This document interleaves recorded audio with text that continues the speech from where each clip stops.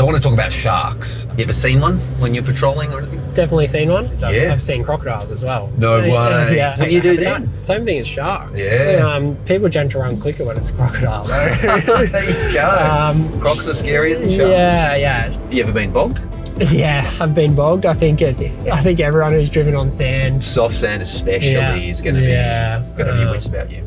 Even though I'm on my board on a flotation device, being sucked out by the rip, and how scary that was, because how quickly it sucked me out. Every ocean beach has got a rip in some format. Even if it looks flat, there's still some sort of current. It's going to find the easiest pathway back out. Let's go extreme. What's some of the worst things you've ever seen? A young child fell off his inflatable. Lots of inflatables above, not a great swimming ability, and actually drowned in that situation. We were alerted to it, but managed to have a successful resuscitation. Dude, that's full on. So I did active compressions. Hey, good on you, mate. Thank you. Not many people could say that. No.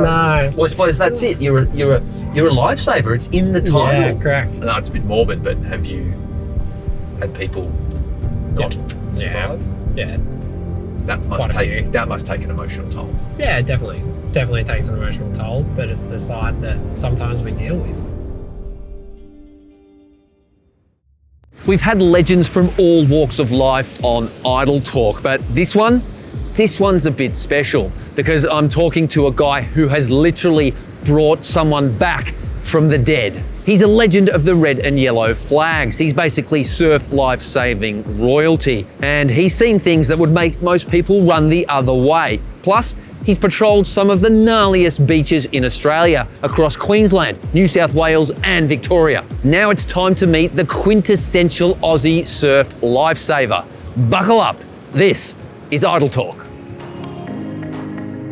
Mitch James. Fan, lovely to meet you. Likewise, welcome to Idle Talk. Thank you. Glad to be here. Let's go for a burn. A drive, not a burn. Or a drive, yeah. A cruise. Let's go for a cruise. Cruise, much better way. Now, first question, you've been a surf lifesaver in Australia for, what, your whole life? Nearly my whole life. Yeah. I'd probably say half my life. I originally actually went down to lifesaving and I was like, hated it. Oh, really? Did so not like the first it experience was First experience was not it. And I was like, what is this? But yeah, I think eventually I got dragged back down into it, and I think I got a taste of the operational side of it. Oh, yeah. Did my SRC, so I was probably 13. Yeah, I was 13 when I did that. SRC. Surf Rescue Certificate. Gotcha. It's your entry award into lifesaving, and the first time you can wear the yellow and red.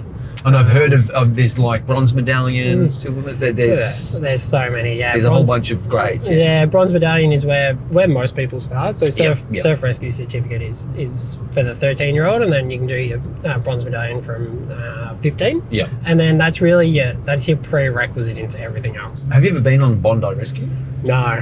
Do you want to be on Bondi Rescue? I think when I was probably the 15-year-old bronzy, I probably was like, yeah, let's maybe strive towards that. But I ended up pursuing a full-time lifeguard career up in Queensland for a couple of years. Oh, yes. So you're obviously based in Victoria at Fairhaven now, but you've been a lifesaver in several states. Yeah. So after I did my bronze, I went on and did my IRB crew and drivers. IRB, is that rubber inflatable boat? Inflatable rescue boat. IRB, inflatable rescue boat. You got a driver at the back, crew at the front. Why would you use an RIB over a jet ski or a Sea-Doo? Great question. So both have their strengths, but both have their weaknesses at the same time. So an IRB, they can only do about 35 kilometres per hour. So they're not the quickest, but they're the most reliable. We can put 2 or 3 patients in those boats, and we can have patients hold on to that boat and act like a floating pontoon, so to speak. Whereas the jet ski, that's for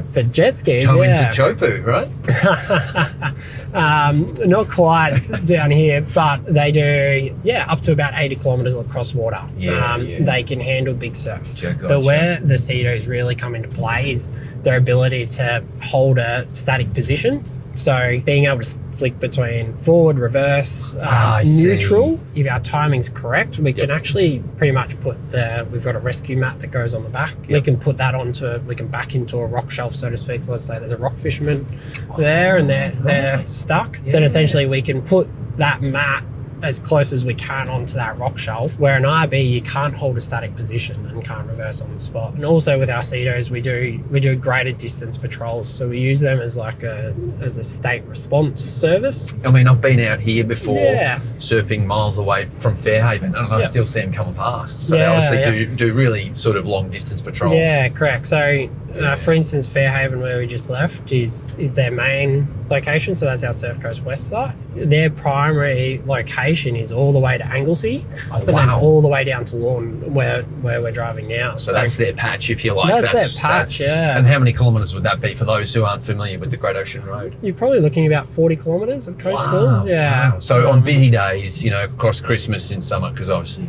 Victoria's a little chillier than the northern states. We don't quite have that long season, but when it's chockers, you must have a lot of people. We've got a lot of people. We're in a really big holiday makers area, so as you said, Christmas Day through to really Australia Day is flat chat, so to speak, down here. Yeah. So most of the time, the patrol at a club will hold an IRB for close inshore operations to their club, and then the CEDOs are there to support further club operations. So let's say the club has a missing child in water or a missing person in water.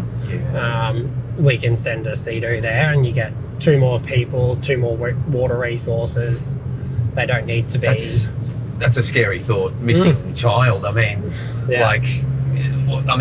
let's go extreme. What's some of the worst things you've ever seen? I just moved to Queensland. I was probably 6 to 7 months into my full-time lifeguarding position up there. It was like bring your inflatables and watch the movie. And I had multiple conversations with the council officer saying, like, the lights have got to stay on, this is fraught with risk, etc., etc. So there's regulations you got to adhere to. And really push that quite strongly. Unfortunately, in this case, a young child fell off his inflatable. How deep is the lagoon? Probably about 1.5 metres. Deep enough. Deep enough. And obviously lots of inflatables above, not a great swimming ability, and actually drowned in that situation. We were alerted to it, but managed to have a successful resuscitation. Dude, that's full on. So you brought him back to, or her back to life? Yeah, brought him back to life. Yeah, so I did active compressions. Mate, good on you, mate. Thank you. Not many people could say that. No. Well, I suppose that's it. You're a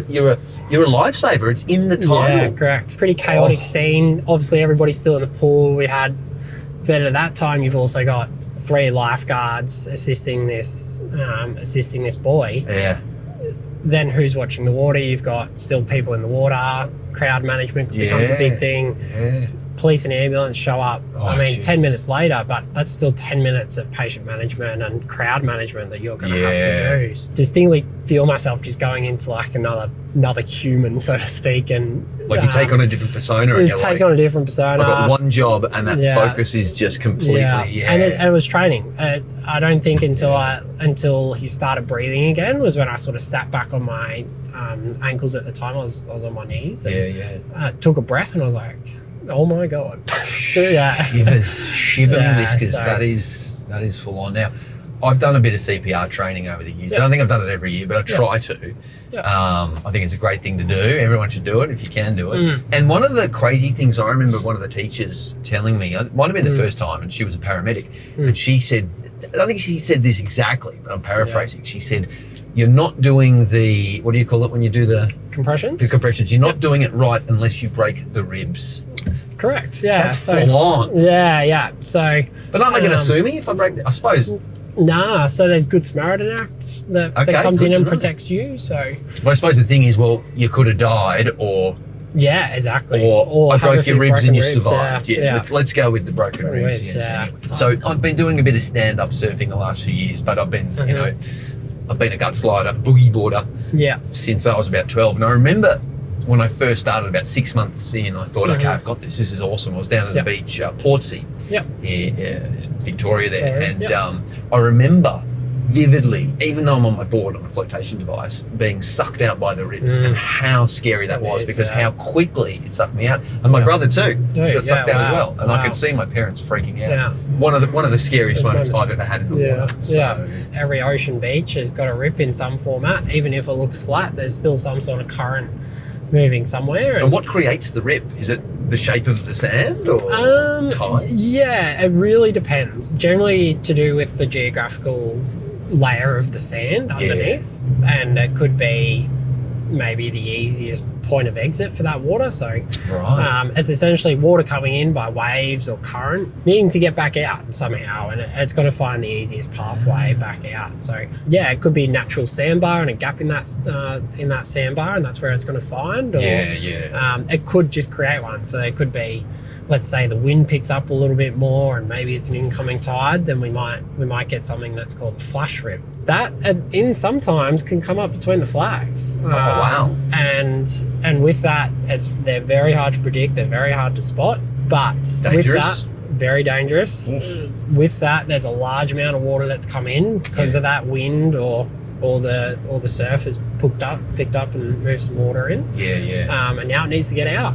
And sometimes the easiest way to get out picks its own way, and that could be between the flags. Again, lifesavers go through and swimming at patrolled locations, speaking to the patrol before entering water. You're going to really get a good understanding of that, build that knowledge base for yourself before entering the water zone that you might be going into. The Fairhaven Surf Lifesaving Club is on a pretty rugged section of the surf coast here in Victoria. We're driving up the Great Ocean Road now. We've got cliffs on one side, cliffs on the other.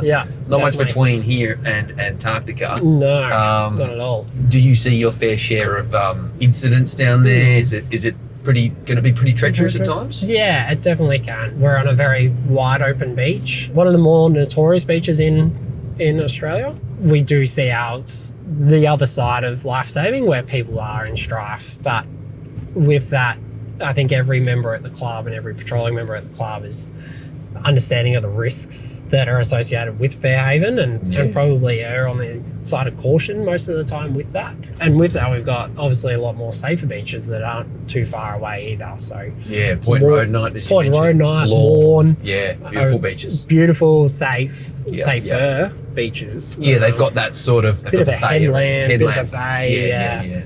Where we actually just drove past Lawn, a nice shark breeding ground just there. Cathedral Rock, a great surf beach. We've had some sick waves there. I've also seen chunks taken out of surfboards there as well. And there's a few hang gliders and paragliders around here. You talk to them and they go, if you saw what I saw, you would never go in the water here. I actually remember being at this little park at Anglesea, and I might have footage of this. We'll put it up in the video if we do. And the helicopter landed in the park next to the skate park. I was there with my kids just having a blast. And we're like, what's going on? It was full on. That Westpac chopper, that set up, as like, they are pros. You've probably seen them do their thing a few times. Yeah, definitely. They're the most highly experienced lifesavers that we've got. Oh, really? They're lifesavers, I didn't know that. So everyone but the pilot. There you go. But so the air crew and the rescue crew in the back are lifesavers. They've come off the beach. And then it's their job and to be able to be a great lifesaver, but also perform a duty on the Westpac helicopter. That's so cool. So I want to talk about sharks. You ever seen one when you're patrolling or anything? Definitely seen one. Big one, little one? Big one and little ones. White pointer? Great whites, mainly. Dude, that is scary Seen stuff. A couple of bull sharks. They're aggressive, the bullies, aren't they? Seen a hammerhead. A hammerhead? Yeah. We get them here? Or was it up? It was when I was up north. Yep. But then, like my time in Queensland, if you want to completely flip this, is I've seen crocodiles as well. No way. What do you do then? Do you go, hey, everyone, get the F out? Same thing as sharks. Yeah. People tend to run quicker when it's a crocodile. There you go. Crocs are scarier than sharks. Yeah. I wouldn't like to know how many times I've been in the water and a shark swam under me, or if they have swum under me. I've never been in the water with a shark, but I do remember at Split Point Lighthouse, which is Anglesea Fairhaven. Yes. Just under the lighthouse. The water was like being in the Mediterranean. Glass. It was just so clear. And you could see all the way to the bottom of the reef. And it was maybe 2 or 3 meters deep. And I saw these two things way at the bottom, like moving pretty quick, big things. And I absolutely shit myself. Because I honestly thought it was, and then maybe 10 seconds later, I saw them come up and I saw the dorsal fin and realised they were dolphins. But In that moment, for 10 seconds, I realise what's going to happen when there's a shark near me. I freeze. Yeah. I'm going to be dead. Yeah. But here's the thing, in my head, I'm like, and because, I don't know, I have this sort of, not a paranoia about sharks when I'm in the water, but sometimes when I'm on my own especially, and I think to myself, okay, if my leg gets bitten off, because the flippers, they look like, looks like a seal. It looks like a seal, yeah. Leg gets bitten off, I'm ready to get my leash off and tourniquet it. Like in my head, that's what I'm going to do. Yeah, and that's a really smart approach. But the reality is, I froze up, so I'll just be dead. Dead, yeah. Maybe not, I don't know. Maybe never been bitten by a shark, so I'm not sure what would happen. Let's hope you don't. We shouldn't joke about it. It's full on. But anyway, that's my. Actually, same spot I saw seals as well. Oh, okay. Yeah. Well, there you go. They will bite you. Apparently, those things, they can be like, they can be quite a little bit territorial. The wolves of the ocean. Is that what they are? Oh, maybe. I'm just making that up. Is there any other aquatic life that can be dangerous to humans in the surf, or is it? I mean, there's a various range of animals and species that can be dangerous. Rock pools. What are those, irukandji? Irukandjis are more north. That's right, Queensland. Yeah, they're the jellyfish. Box jellyfish up north. Crocodiles up north. Sea urchins, like they're not going to kill you, but they're annoying. If you step on it, stonefish can give you an incredible lot of pain as well. And here's one. I don't know if you know this, but I've heard that if you get certain jellyfish stings, you should either pour vinegar on it or hot water or some other 38 degree human fluid. There it is. Bodily fluid. Is that true? No, not at all. No, I didn't think so. Vinegar's there to actually neutralise the tentacle. So definitely northern treatment for vinegar. For down here, I've got like a little acronym that I like to, say is like if a jellyfish or specimen puts something into you, like it injects something into you, venom. It's a hot water treatment. But if it is on you, like sea lice or blubberfish, on the if it's on the skin and it's not in you, it is a cold water treatment. So, and that's basic first aid that you like to just go with. You look at the term; it's surf lifesaver, but it's still lifesaver. Have you ever had to employ your skills away from the beach? Yeah. Obviously, there's a lagoon story. That's pretty wild. Yeah, definitely. Following my passion for lifesaving, being a lifeguard full-time up in Queensland, I was fortunate to actually work for Lifesaving Victoria and now full-time. I'm the delegated first aid officer within the office. We're sitting there on I think it was a Wednesday or Thursday afternoon. 2:00, I'm tapping away on my computer and I get alerted to someone who's just been pulled out of the water. Sure enough, there's a bunch of other lifesavers who have followed a very similar path to me. Immediately go, well, I can't do everything by myself, so let's grab someone else. And we went out, and sure enough, this person had a drowning. And he was unconscious, not breathing, and instantly going from a work perspective, still working for lifesaving, but definitely not in the mindset of a lifesaver. Being able to transition and then hang on, I'm back in the red and yellow, so to speak. Well, this is where my brain's going to put me, and now I've got to perform very quick life-saving first aid CPR CPR to this person. Wow. Again, another successful resuscitation, but so they're technically, like, what is technically deceased? I wouldn't say deceased, but they're obviously, well on the way. It's a suboptimal scenario. Absolutely. It's the worst scenario you can be in. I speak from the heart. There's certain occupations or volunteers that they're noble in so many ways. It's like teachers, doctors, nurses, and I put surf lifesavers in that category because definitely. Clearly you've saved several lives. I don't like to be put on a stage and given a certificate or anything for it. The recognition is not why I'm in it, but it's making that day for that person that little bit better. Or taking or dealing with that person on maybe the worst day they've had and try to improve that for them. What's the aftermath like? It really depends. Everybody's different in those situations. Shell shocks. Yeah, generally when we've pulled someone from the water and we've revived them, there's a lot of airway management. They're still coughing up water. Right. There's still so the lungs and the lungs are full of water. The bronchi are all yeah. They're obviously very fatigued still. So a lot of that is maintaining their breathing, keeping oxygen on them, keeping them warm, massive range of job. And then you think about where we are, we're on a beach, essentially. An ambulance can't drive up beside this patient and put them in the back. So then you're thinking about extrication, how do we get them off the beach? So we use the buggy or the side-by-side vehicle there to get that person off the beach, and again, minimising the manual handling involvement of what we're having to do. Because sometimes a beach isn't like Fairhaven, where it's not a quick walk to the stairs, but it's definitely there's a cliff there. It's not easy getting around. No, not at all. Fairhaven Surf Lifesaving Club. What is in the arsenal? Quite a bit. So we mentioned IRBs. Multiple IRBs. Yep. What's the biggest engine?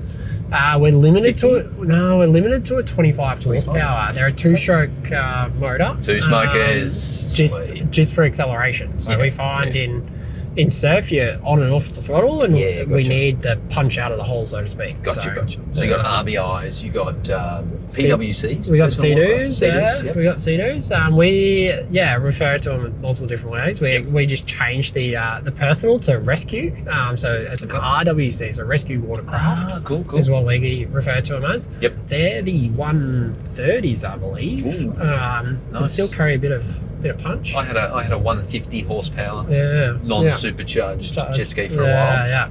Well, we used to have the 230 supercharged at LSV. The supercharged triples. And they were too fast. Too fast. Yeah. Too fast. We didn't need to be going. Sick fun though. Yeah, good fun. I wouldn't say, but what else you got in the garage there? Yeah, so we got the buggies. The buggies, yeah. So what's that? That's a side by side. Side by side, they are the backbone of what we do. We've got multiple trailers and boats and Sea-Doos to be towed onto the beach, and I saw an IRB being towed out by one of those. Yeah. So they must have a fair bit of power to them. Yeah, they do.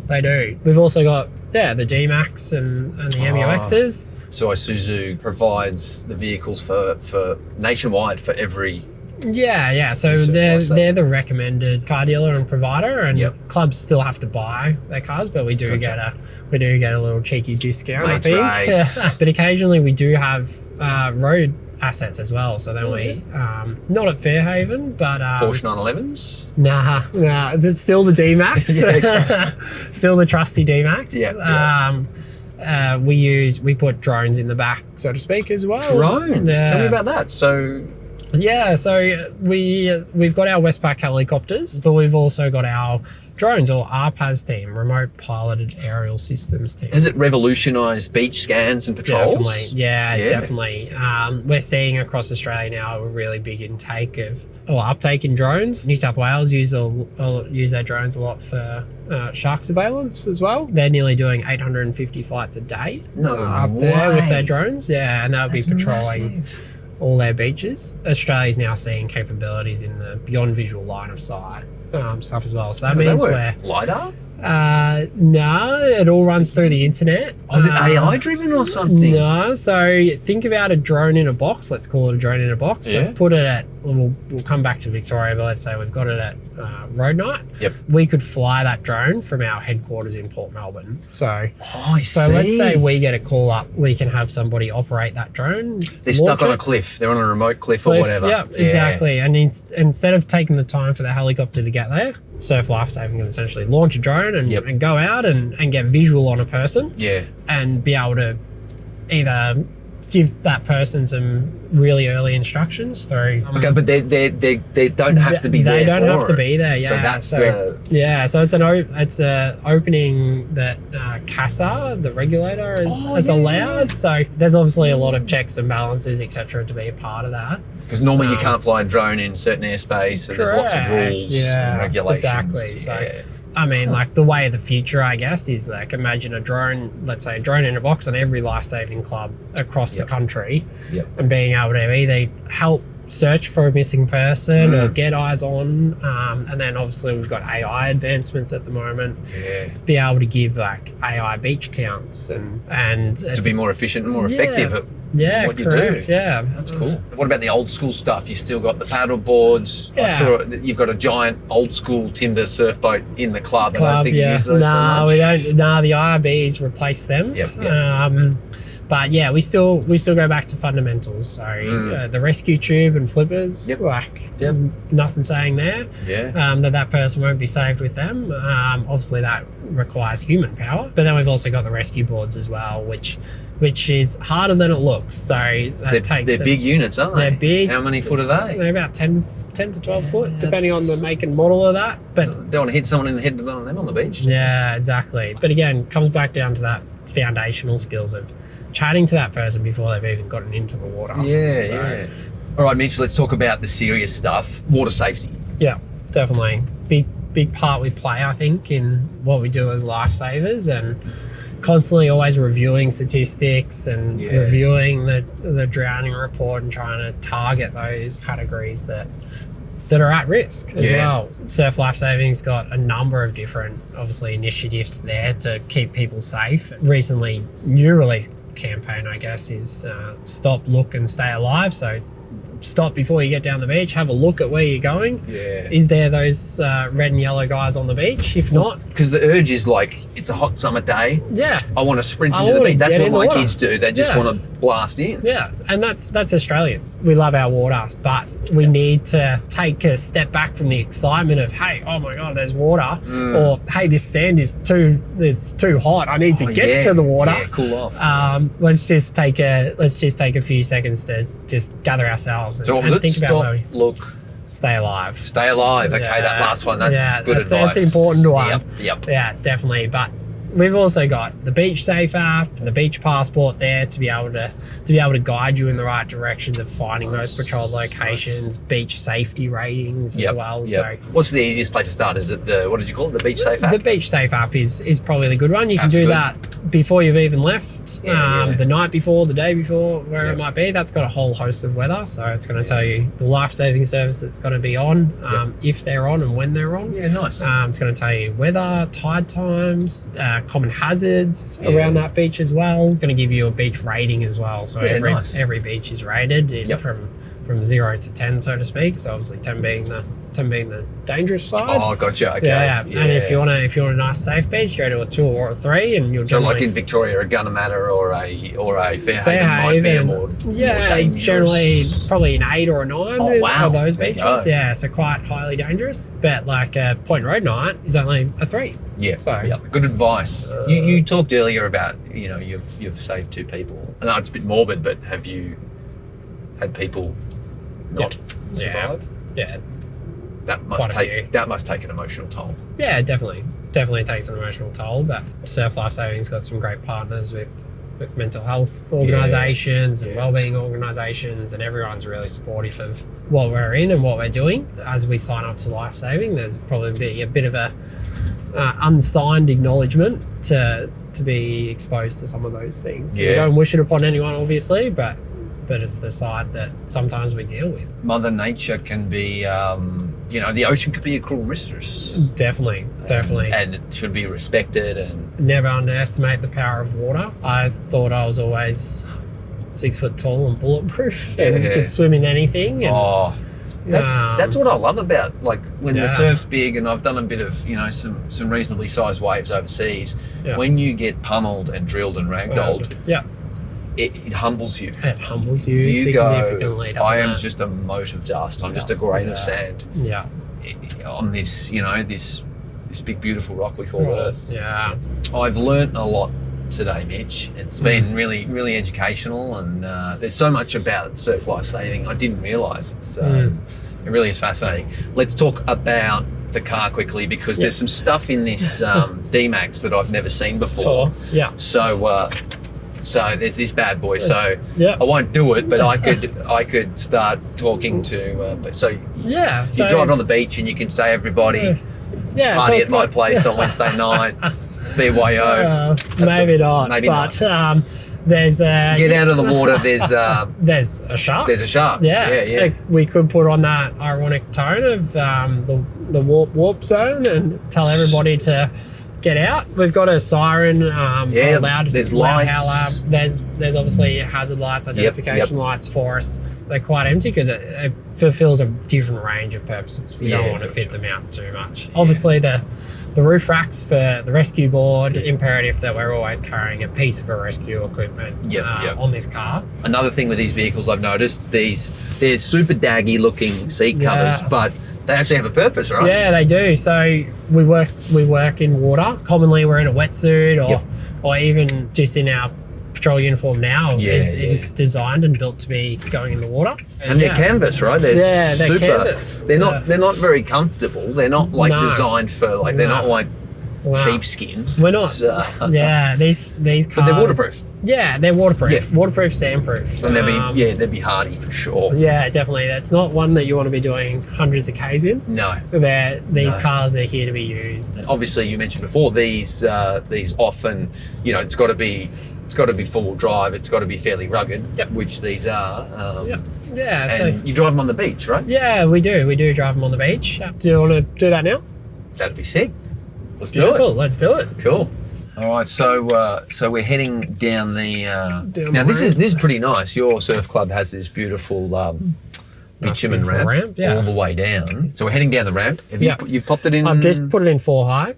Then we've got a pretty good beach here at Fairhaven. Yeah. It's pretty hard sand, so low tide as well. Low tide, which helps. Obviously, we've just got to watch out for anyone that's going to come step in front. So we're on a bit of soft sand here. Bit of soft sand. So how much sand driving have you done? Like lots? Like hours? Lots. Hours, yeah. As lifesavers, either driving a side-by-side vehicle or driving the utes. And with this, significant amount. I obviously also full drive quite a bit. So came back from a trip from Kangari Island and fantastic. Spent a couple of days up there. Was it formerly Fraser Island? Formerly Fraser Island. Yeah. I've driven on the beach in Robe in Adelaide. That was amazing. You ever been bogged?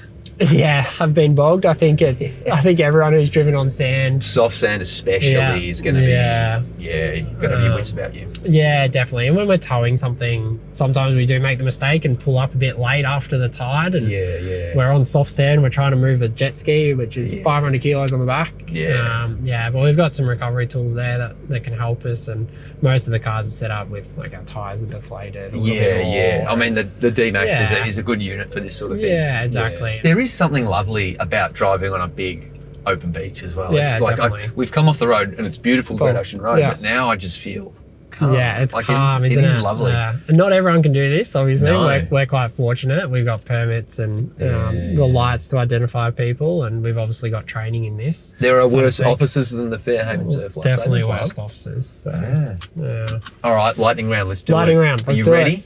I'm ready. All right. Let's go. Long beach or short beach? Long beach. Beach break or reef? Beach break. Yeah. Reef, too far to paddle. Yeah, fair call. Yeah. And this one's a loaded question. Surfer or bodyboarder? Surfer. Hurts. No, it's all right. Yeah. IRB or rescue board? IRB. Sunscreen or go full lobster? Nah, I've got to have the sunscreen on, and if better, zinc. Ooh. Yeah, zinc. Very good. Is slip, slop, slap still a thing? Slip, slop, slap still definitely a thing. Before 30 minutes, before getting into the sun. Yeah. Flags up or flags down? Flags up always. Provide a safe beach. Provide a safe location. Calm surf or big swell? Big swell with an IRB. Ooh, it's good fun. Okay. Yeah. There's a short paraphrase for an IRB called the rubber ducky. The rubber ducky, I have heard that. So take the duck out and do some training. Wetsuit or boardies? Ooh. Boardies, because it's generally warmer. If you're in Queensland. If you're in Queensland, generally I don't mind like a 2mm spring suit, so long arms, short legs. Yeah, I'm something just to take the edge off. Yeah, I'm pretty much wetsuit all year round in Victoria. The water's cold. Yeah. Sausage sizzle at the surf club or fish and chips down the road? Snag on the barbie at the club. Oh, this one's a no-brainer, but swimming between the flags, or are you one of those I know what I'm doing types? Swim between the flags always. Yeah, even we can get into trouble. Saltwater or freshwater? Saltwater. Any day of the week, though. Warm water up north or cold water down south like here? Cold water with the wetsuit. There you go. Yeah. If you go too north, it gets too hot. So. You live here now. You have to say that. Exactly. Yeah, exactly. So, Mitch, it's been an absolute pleasure. Thank you for taking the time. Thank you very much. On Idle Talk. Now it's time to plug whatever you want. Beautiful. There's a camera there, camera there, camera there. Too many cameras. Easy. If I was telling anyone, Beach Passport, great 10-minute learning educational video there. Get your passport stamped at beachpassport.org.au. Once you've done your beach passport, go to BeachSafe. BeachSafe will tell you where the safest beach is near you. beachsafe.org.au. And always swim between the flags. Thank you. Good stuff. That was fun. Easy. That was good. What's great. next? Dinner. Dinner. What, are you not going to go for a soup? Nah. It's cold. It's blown out now. Oh. Look at it. I bought my board. It's blown out. I bought all my gear. It's blown out. I know. Yeah, it's not much. There's one.